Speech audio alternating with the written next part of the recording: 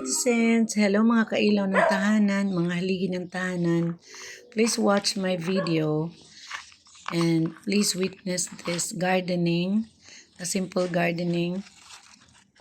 Ang itatanim lang natin is pichay. Just beside the house, pwede kayong mag-garden, gumawa ng plot and learn the benefits of eating pichay.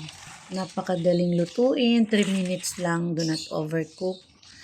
At ito ang makukuha natin. Sa vitamins A, C, and K. Good for eyes, skin, immune system, and bone health. May mga minerals siya, calcium, iron, potassium, folate. May fiber. Tapos yung vitamin C, antioxidant siya, panlaban sa sipon, ubo, lalo na ngayong tag-ulan. At saka sa bone health natin, ang vitamin K at calcium. For the heart, we have potassium, helps regulate blood pressure. And the fiber helps lower the cholesterol. Para naman sa skin and eye glow, we have the vitamin A and C. Antioxidants helps with collagen and protects eyes. Parang natural beauty veggie talaga siya.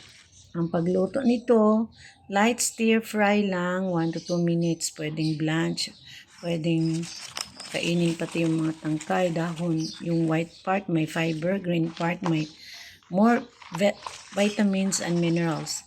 And you can pair it with protein. Kunting mga hiwaan ng mga chicken breast, pwede na yun. At saka pwede ding tofu. So, ang kagandahan dito guys, pichay, very cheap lang, and you can just plant it anywhere beside your backyard.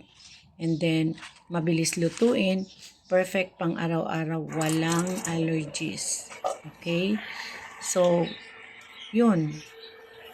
Magluluto tayo. Ganyan lang. Chop lang siya. Ayan na. 2 minutes lang. Yung may sahog kunti. Lagyan ng mga picados. Fresh food. No pesticides. Vitamins full pack. Thanks for watching.